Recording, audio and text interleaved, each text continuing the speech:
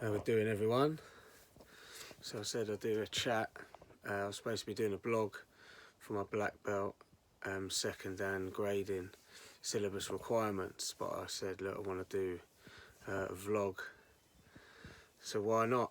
You know, they wanted a lot of stuff that was on it that they wanted me to put in there. Already pretty much done in the build-up, but I thought I'd just go off the cuff with just some bits, chatting about martial arts and me in general, and then when I finish waffling, I'll just stop. One of the things on there was sort of how your training's been going. Well, you guys have seen it on the videos, but you've only seen obviously the parts I've documented on the videos themselves. You know, I train hard. As long as I've been into training, I've always trained hard. It's just something that's just in me. It's just something that I do. But not always been to my benefit, as I've found out. I've had many injuries over the years, quite a lot of bad ones, and told at one point, listen mate, knock it on the head, by specialists. And you know, I take the news, good and bad, you know, particularly well, but I think it was just a matter of, okay, fine, well, let's see how we go. You know, never say never until it's actually proven. The fact of the matter is, I managed to come back from those and continue progressing. Okay, yeah, each injury's taken a little bit from me in certain aspects, but what it hasn't done is taken my heart or my spirit or my determination of mind. You know, I've stayed disciplined. Yeah, I continue to work hard, determined and motivated, and I always push myself. You know, it's nice to have others push you, but I've just found, you know, over the years as I look back, it's just been, I've been able to push myself. So with this, yeah, training's gone good. I've managed to do the best I can with the time I've had available, you know, without going into it greatly, because the video could go on forever. You know, the last few years or whatever has been tough for a lot of people in particular, and certain scenarios cropped up for me and my family. And because of my determination and love for training helped me through a particularly tough time. Not so much the kickboxing training, just being active. Yeah, being active, being disciplined, eating well, looking after myself and keeping my mind in the right place. While a lot of things around me were going wrong for other people, I was able to keep the presence of mind and the focus to support them. Okay, you know, you spend a lot of time supporting other people, eventually you can forget about yourself. But, you know, like I said, with training and clarity, more people are aware now, more people around me are talking more. And it's all for the benefit of me just being me, it would seem. I try and be as positive as possible when I can, but I'm also real and honest. You know, not always is my opinion the right one, but I always think it's the right one for the scenario, especially when I'm giving advice to other people. Probably my kid crying in the background. Bedtime thing. It is what it is, you know, night before black belt second dan, but you know, it's just normal. It is what it is, you know, he's not in any danger, he's loved and looked after. So, you know, one of the questions was the martial arts journey, where did it start? Where did it start? Interesting. From what I can remember,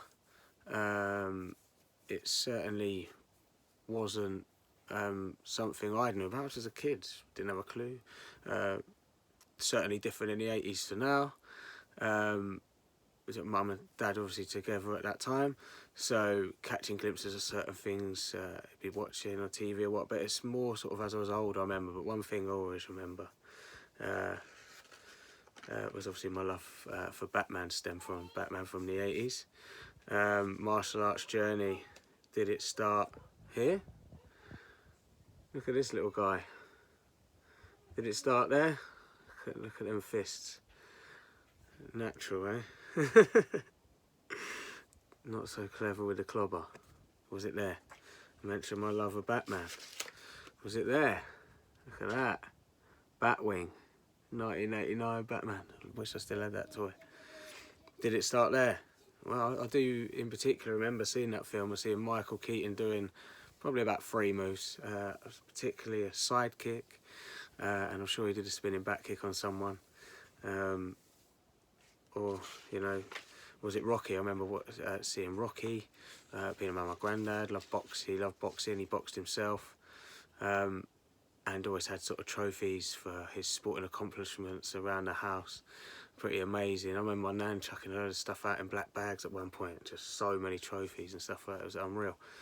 From his different sports, he got the Victor Ladorum, which is quite a good accomplishment, and loads of other stuff. Anyways, I've always had the eye of the tiger. Look at this guy. But in terms of my first clear memories of kickboxing was at primary school. Funny lad, I struggled terribly with really bad eczema when I was born. Horrendous asthma. Constantly in and out of hospital with it. Must have been a struggle for my parents, you know. It's tough, and I'm a parent now. So I understand more, probably, a lot of the pressures that they'd gone through themselves. But, you know, this is about martial arts. So, yeah, you know, sort of getting in trouble at school. Not really bad with teachers and stuff like that, from what I can remember. Certainly getting in scrapes. But the area we lived in was like that. There was a lot of boisterous boys about. Fairly new families to the area. It was a good school. There's always sports in the playground. Always games being played. Always physical. I'm still short, tiny bloke now. I mean, I was an absolute elf then. But heart. You know, like I said in this picture, eye of the tiger. So I certainly weren't one to back down. But guys that know my son Logan now, he's just light. He's small. He's just like me. It don't take a lot to hurt these people. But whereas I was loving and kind, obviously then too. But I was just a bit more I was a little bit more aggressive, I'd say. So with the asthma, eczema and stuff like that, a bit of a target sometimes, but kids just being kids, it is what it is. So I just remember in particular going down the sports centre in Bracknell, and my mum just going, right, you're in there. All right, cool. I remember opening the door, I think it was the Forest Suite at the time, it was called. I knew the place well anyway. I'd go swimming there and stuff like that. I had a skate ramp and bits and pieces. I'm trying to think, I must have been 7 or 8, something like that. There's a few times sort of bigger guys at school, you know, were giving me a bit of a caning, and it was what it was. So she did what she thought was best and chucked me in there. I remember opening the door, looking in, kids in a row. So this particular class was being run quite traditionally in geese, but there was also kids in the Thai stuff, so it was kind of mixed. My main coach was a guy, Frank Bowen, who I got introduced to, and I think the guy that was running the class was Peter. I remember him sort of longish sort of grey hair, long beard, and he was in sort of a traditional Japanese style gi. He was a serious dude. So I remember just walking in, like, wasn't intimidated in the slightest. I just stepped up, jumped in, cracked on from what I can remember. Obviously liked it, so I kept going back. I remember if your stance wasn't right, it was very, you know, I look back at like Karate Kid style, like I forgot what's his name, Crease. Just, you know, it'd kick you over. It'd be quite rough and physical, but I liked that. I liked it because it made me better. I responded well to that.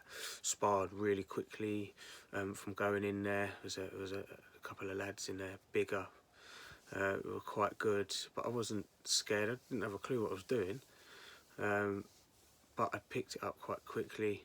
I was quite flexible. I could do the splits quite quickly then. I've got a chance now, and you know, enjoyed it. And then we moved.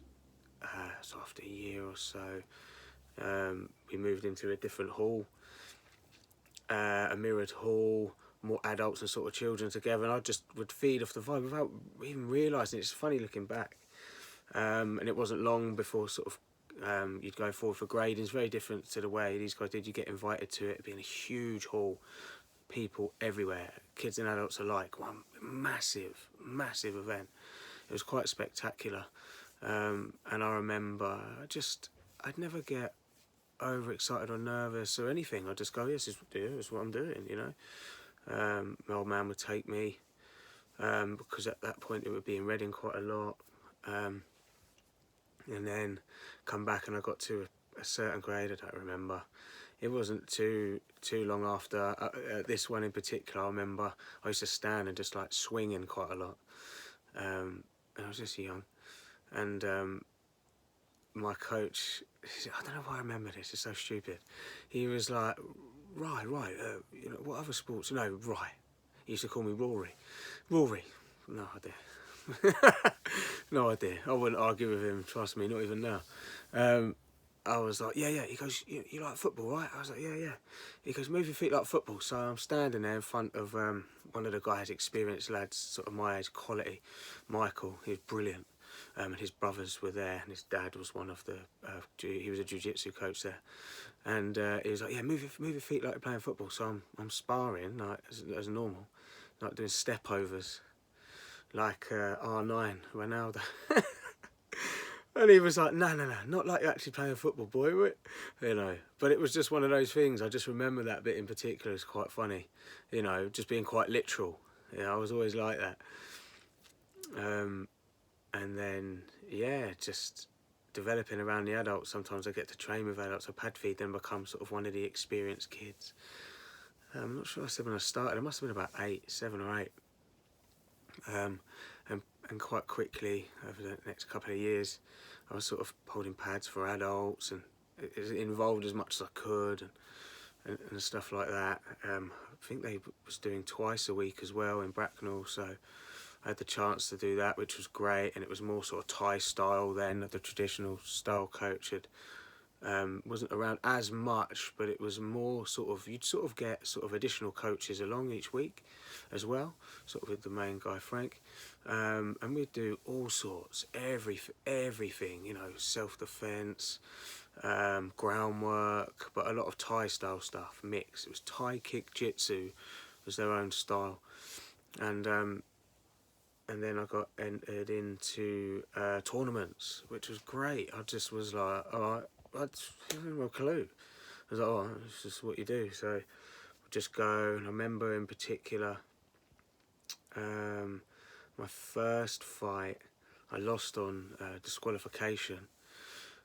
I remember, all I remember clearly is it's still my, you know, I'm a short dude, so you get someone taller, it's a nightmare. And I remember I was game as anything, but he was just really tall, and it was, I'm not sure how it works then.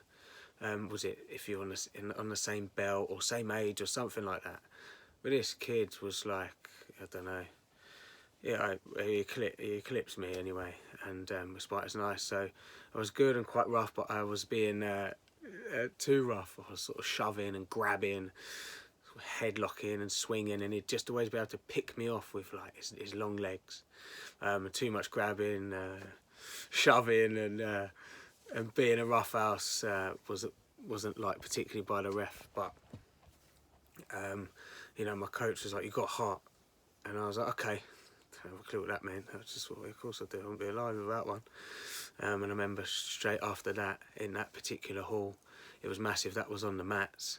And I, literally straight away, name was called again. I was like, oh, straight in the ring. In the ring, I was like, wow, man, I'm in a ring. It was just like a little boy in the ring. I was just like, this is amazing. Looked across, and the lad was in old school JVC Arsenal t-shirt. And I thought, I wasn't really bothered that it was Arsenal, but I just thought, right, I'm just going to hate Arsenal for this minute. And I don't. I like all football teams, really. So, yeah, we had quite a good tear-up. From what I remember from those, it wasn't sort of single round fights. I think it was 3 or 4 rounds. 90 second fights a minute, 30, something like that. Above waist for that age, and in the ring, that one in particular was good. I remember going back after the first round, I was crying because I was just exhausted. I just had my first fight and give everything, they didn't know how to manage sort of fighting like that at all. I just give everything. And I was like, "You all right?" I was like, "Yeah, I don't know what's wrong." Come back out, fight like a good fight. You know, done well in that and got the decision. And then I was sort of hooked after that. I remember. Then had a tournament not long after that, from what I can remember. And I was chuffed to bits afterwards, and I found these pictures that reminded me of it. Look at this guy here. Look. It was not very clear. I'm in my loft. Yeah, guard up, got his medal on. Look at them tie shorts, boy, baby blue. Look at the state of my garden then. Look at that guy, chuffed to bits. And that's not my fighting gloves actually, it's my sparring ones. I put them on, I got home, I was buzzed. I was just so happy. What else is there here? Look, on the same thing. I haven't really got many pictures or anything. But I knew there might have been one or two. Same thing. That was me doing like my favourite kick, my teep kick. At the time, I'd love to do that to the chin. So I'd always go to the body just above the waist and straight in the chin, because I could do it when I was quite close, because I was really flexible. Yeah.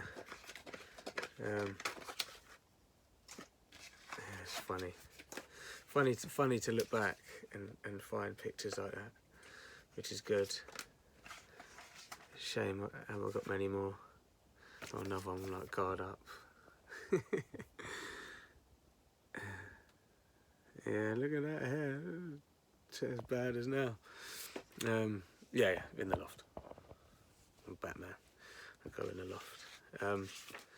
So yeah, would carry on for a while, you know, as normal. I think I got to, I think probably in my dad's loft at his house, there'd be some of my grading certificates, maybe. I don't know, it's such a long time ago now. You know, almost 30 years. Gradings, yeah, I got to brown belt there, so that was good, quite respected. It certainly wasn't easy there, from what I can remember anyway. And then, unfortunately, just sort of circumstances changed around it, and sort of fizzled away, did my journey in martial arts. No need for detail. It is what it is. Years go by and whatever, and then we had our first son, and at that time I'd been playing rugby, was enjoying rugby quite a lot, and then from there went into playing football at the same time, so for years playing both sports, so still active and whatever, and then in between sort of losing my way, you know, just silly stuff. Eventually sort of coming up to mid-20s, settling down, and then had our first son, and I remember playing football and I was like, this ain't for me anymore. I want to excel in a sport, but there's too many people sort of, I feel, just it's not with the same mindset as me, and moving differently in football just wouldn't work with the time frame. Me and my wife working to our first kid, you know, we're trying to do our thing, we've got flat, and just trying to be adults, you know, we are. And I've been struggling mentally with a lot of stuff that I'd sort of never really come to terms with or understanding about it at all. And then I was suffering from what I found out was postnatal depression as a bloke, which is weird finding it out, weird understanding it and thinking, this can't be a thing anyways. And I remember thinking, you know, who am I? What is me? When did I ever feel like me? And I was like, I need to get into martial arts somehow. How, where? Looked up my old club, sort of, and trying to work days and times to make it work around both of our schedules, mine and my wife's. It wasn't my wife at the time, actually. Mine and my girlfriend, and obviously mum of my children, and child at that time, Logan. and he was born, and I was like, there's only one way I'm going to make, start improving myself and feeling better and understanding what's going on. So martial arts were looking, found a club that at the times worked around me. By that time, 27 I think I was, so very, very long time since. It's a different style to what I'd been used to as a kid, but no big deal. And just thought, okay, let's just give it a go, and persevered with it, and at that time I'd had quite a bad ankle injury, tore the ligaments, I think it was in my right ankle, quite badly. I then had to have an operation on my back. This is all stuff just building up from before, and like I mentioned, there was a time specialist has said, whatever. And through that journey, I met a physio in particular who was fantastic. Her name was Nikki, at Frimley Park Hospital, and she just changed everything for me, how my mind and body would work together. And it was quite a significant and profound moment for me, in how she'd helped me and helped me sort of change the way I was thinking about a lot of stuff and acting for a lot of stuff. And yeah, so cracked on at the club there, got quite high, and then situations arose, and then we, some friends and I, started a club called Kong, which is where I'm at now, taking my second dan with those guys. Within the first year of opening, we'd wrote the syllabus together, the name, and it was great. It was a great thing to be involved in and still be involved in, obviously, today. I made a decision quite early on. I look back at some old messages actually that I'd found, and things I was saying, like how I valued the friendship of the guys, Sarah and Josh, more than I did it as a business venture. All I'll offer to you is my time and my mind. I think everything else I need to dedicate to my family, because at that point we'd not long found out I was having a second son, and I was petrified that I'd have the same mental health problems arise that I did with the first one. So I was very aware, but yeah, we stuck to it and trained hard, and worked hard, getting people in the club and everything like that, which was great. And then I found the book the guys had made me when I did my first dan in there. It's cracking, some awesome pictures in it, some funny ones as well, looking back at the state of me.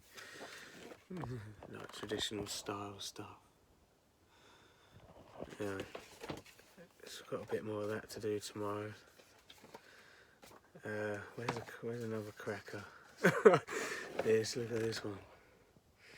Pain on the floor with cramp. Little spar up. And one of my mates, Adam, and Adam in particular, actually, when we was younger, the club I ended up joining, he was particularly good there, as I had been at a club previous, my first ever club. And I mean, this is what it's about. I mean, yeah. Do you know what I mean? We're smiling, these people all around me, these people I've met through martial arts, and this is great. Josh's face there, my face. But it's what it's all about, just bringing people together, That's what I like about martial arts. Yeah, so done that, and we are where we are today with that. So haven't experienced many different types over the last year or so. But the guys, we just started jiu-jitsu there, so that's something I'll get into. So that's what I started, it all started from bullying, and that's a long story, sort of made short really, about that. Second dan, what it would mean to me to achieve it. I mean, yeah, to look back one day and say, yeah, I achieved that. I was committed to and dedicated to something for that long to achieve it would be good. Not many people who get it. You know, I'm fully aware of my capabilities and my shortcomings.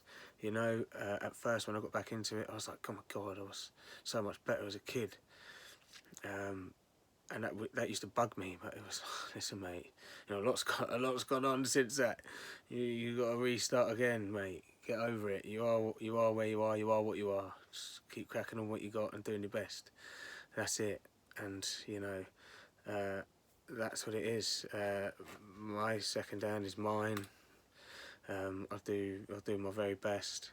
I feel pretty cool, pretty chilled about it.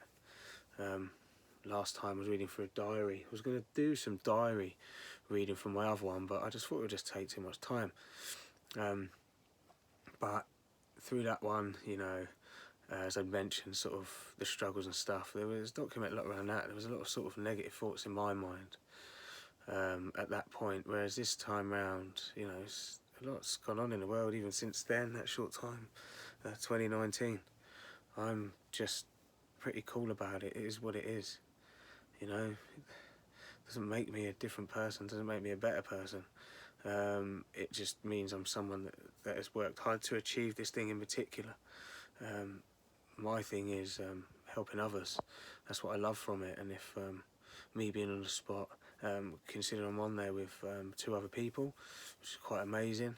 I help to bring them through the best I can.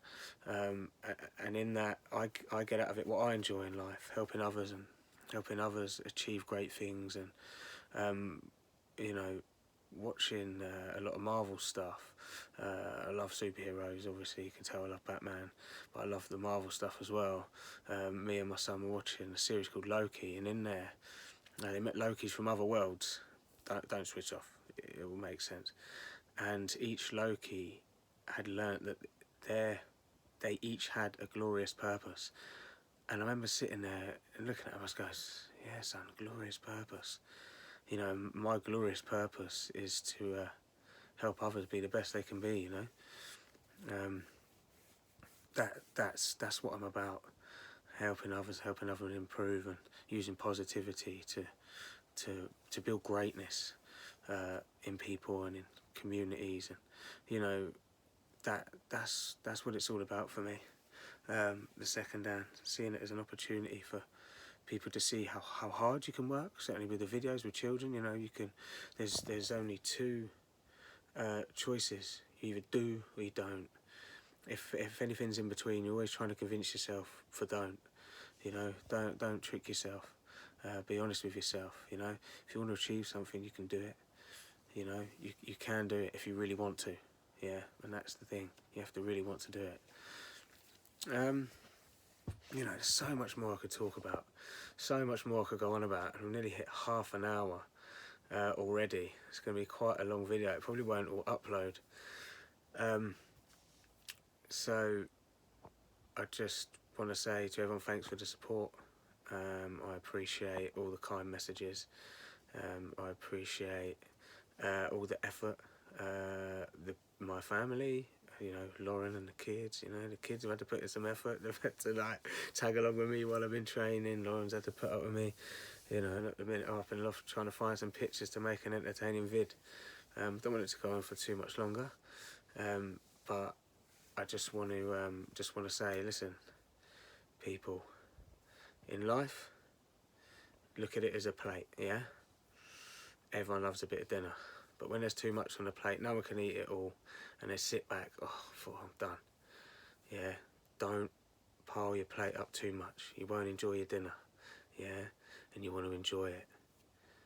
Stick to a few things, finish those, enjoy them, then move on to the next, okay? Stay strong, stay positive, stay healthy, and help others. Muhammad Ali said, let me get this right.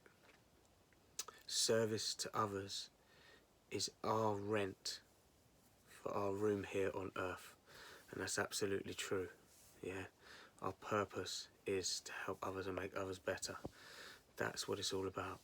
And if you can do that, and you can help others and make them better, whether it be your children, wife, whoever, even people you don't know, then it's a life worth living. Let's get the second down. Thanks for everything, guys, and I'll let you all know how I get on. Obviously those that only know me through the videos on next week.